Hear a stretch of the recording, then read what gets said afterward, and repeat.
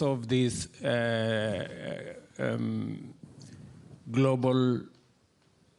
a new global financing pact, what is our expectation? From the perspective from where I come from, we've had the testimonies from my dear sister Motley, from the Prime Minister of Pakistan, from the Sahel, from what is happening in Malawi, in Zambia, in Mozambique, what's happening in the Horn of Africa where I come from. We've lost millions of livestock because of drought. So climate change is real, no doubt. We're living through it every day. From where I sit, we need out of this summit, we need two outcomes. Number one, we need to agree on how do we get emergency liquidity, number one. How do we deal with debt that is saddling many developing countries? And how do we get additional money in the context of what Motley said in the morning, urgency and scale? Those two things we need just to answer. In my very respectful submission, I believe we should not leave this conference until we agree on what we are going to do to get many countries in the global south to at least be in a position to have a conversation by sorting out their immediate issues.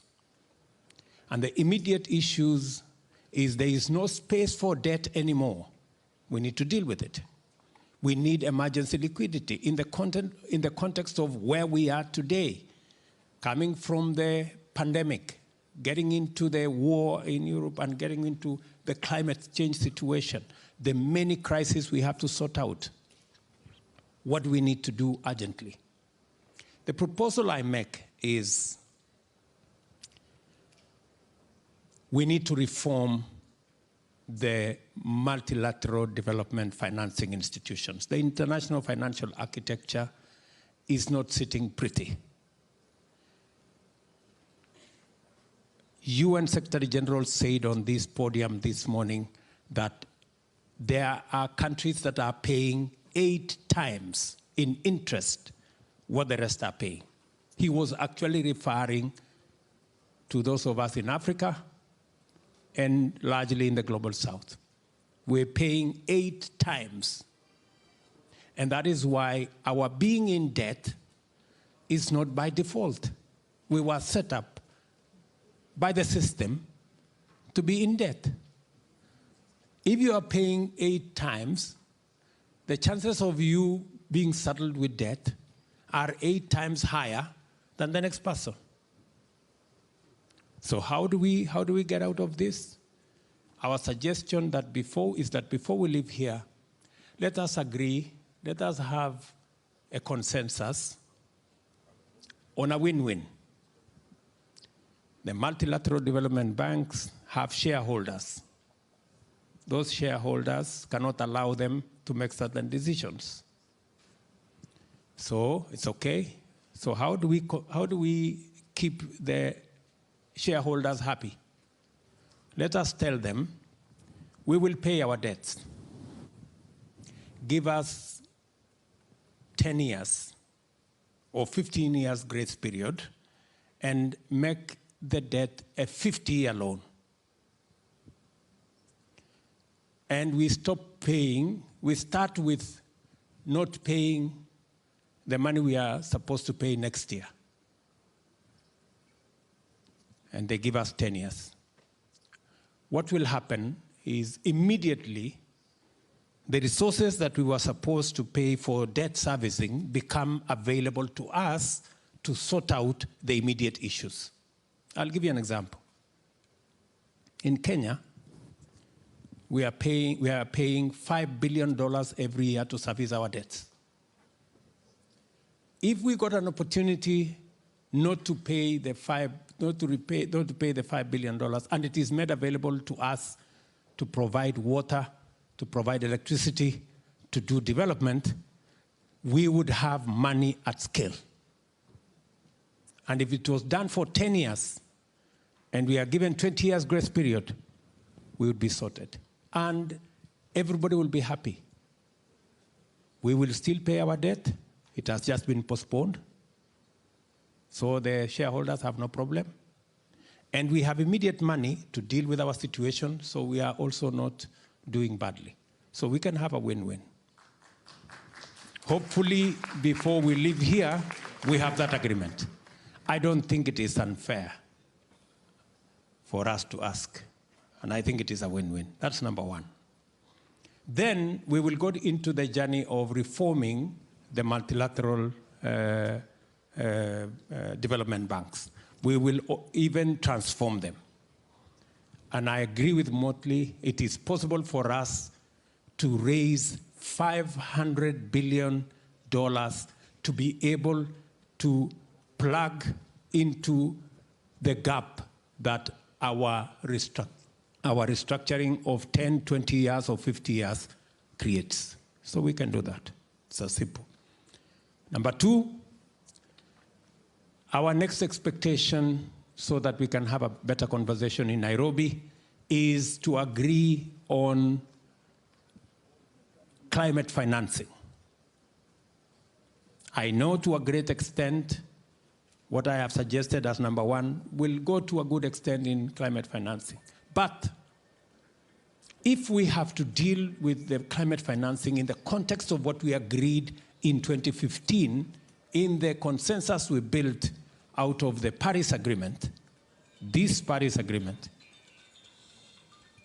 where we get emissions down by 45% by 2030 and net zero by 2050. If we were to go there, IEA, which Kenya just became a member, tells us that we need $9.2 trillion every year for us to get to net zero by 2050. We have a gap of $3.5 trillion. How do we raise $3.5 trillion to be able to close that gap? And I'm very sympathetic to what you said. Let us have a global financing mechanism. Loss and damage will not do it. I'm sorry. It will not do it, because loss and damage is hostage to national interest. No nation is going to give money from its people to sort out a global problem. Because in a contest between national interest and global good, national interest wins in the morning. That's it. So what we did, and that is why we are not making progress ever since Paris in 2015, is because we had a global consensus on a global problem called climate change, but we tried to go and sort it out. We tried to sort it out using national institutions that are hostage to national interest, or we tried to use shareholder institutions that have shareholders who will make the decision finally. So we must get a new financial architecture around climate financing. And we are saying we want one that does not bring the baggage and the toxic conversation of North versus South. We do not want a conversation that is going to take us to developing versus developed, emitters versus non-emitters. No. The rest of us from the African continent, we've always been in the corner of problems and victimhood. We don't want to be in that corner anymore. We want to be at the table where we are all looking for solutions.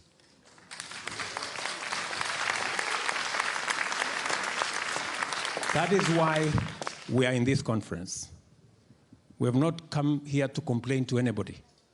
We've come here because we want to look for a solution. We want to come up with a win-win. How are we going to arrive at a win-win? We already have suggestions on the table. IMF has proposed what they call carbon flow tax. The only challenge they have is that they have said it must be ratified by every country. I have a problem with that. We can have a carbon tax that is agreed as a treaty, and there is a way we can agree on it. The European Parliament have agreed on the financial transaction tax. We do not want to be the business of the Europeans. We want a global financial transaction tax where even us from the African continent, we pay. We want to pay. We do not want others to pay for us. So that once we raise the money globally, once everybody pays, if it is 1%, let all of us pay 1%. So that we can sit at a table, so that there are no shareholders. When IMF and World Bank were created in Bretton Woods in 1945, Kenya did not exist. It was only 44 countries then. Today, we have 190 countries. We want to contribute so that we can sit on the table and make the decisions so that we are not paying 8% more than others.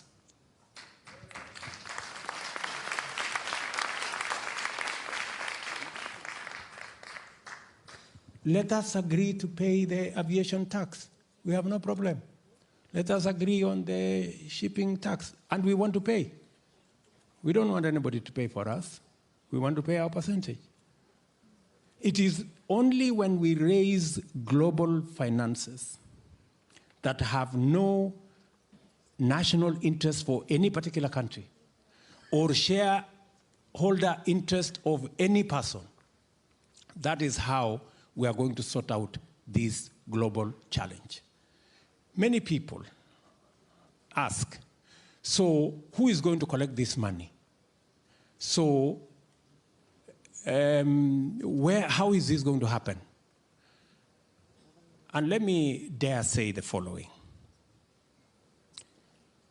After the Second World War, 44 countries, 740, I think 44 delegates sat in a small city called Bretton Woods. The World Bank and IMF did not exist. They created it in 3 weeks. The agreement was done in 3 weeks. Why is it difficult for us? Because the whole of Europe had been destroyed. And so it was urgent and it was important for a decision to be made. Are we saying the crisis that we are going through, including what we just heard from the Prime Minister of Pakistan, is not serious enough for us to agree on a global financing mechanism that sorts out climate change as a problem that is affecting all of us? Are we saying ever since 1945, we have become stupid? Is that what we are saying? Or we have become less human, that we have no more feelings about what's going on? And many people are saying maybe we should do this incrementally. Maybe we should. Let me finally put this in context. The Bretton Woods institutions were agreed in 3 weeks. The UN that we today celebrate was a conversation by 50 countries in 2 months. Because it was necessary, because there were leaders that wanted and had the capacity to make decisions. Are we saying that we are incapable of making the decisions that are required of us as leaders in the context of where we are today?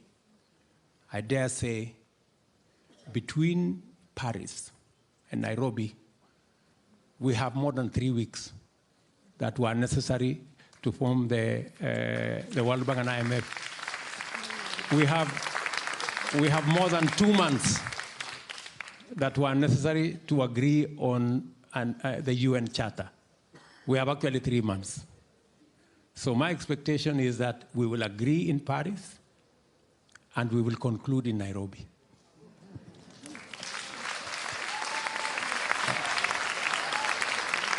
You asked me about my expectation. That's my expectation, that we will put this together. And please, for heaven's sake, we want a win-win outcome. We are tired of the blame game, finger pointing, North versus South. In any case, on this subject of climate change, there is no developed, there is no developing. We are all in trouble. And let me finalize by saying the following. And that is why it is necessary and urgent for us to make the decision now, is that we are not in the right trajectory. When we agreed in Paris in 2015 to reduce emissions by 45% by 2030, what has happened? Today, Europe has done very well. You have reduced emission by 25%, by 20%. OECD countries have done well. You have reduced emissions collectively by 12%. But because the rest of the world don't have the money to do it, emissions have gone up elsewhere by 37%. So what happened to the 20% down in Europe? And what happened to the 12% down in OECD? Nothing happened, because overall, on average, the emissions went up by 17%. So we are not doing well. We are not going in the right direction. We are going backwards. So it is urgent that we all agree on how to go forward. And why specifically do we need to target taxing fossil fuel? Because it is the fuel, it is what is contributing 73% of all global gas emissions that are causing trouble in our globe. That's why we must go there. And that is the difficult conversation we must have, and we must have it in this Paris meeting and summit. Thank you very much.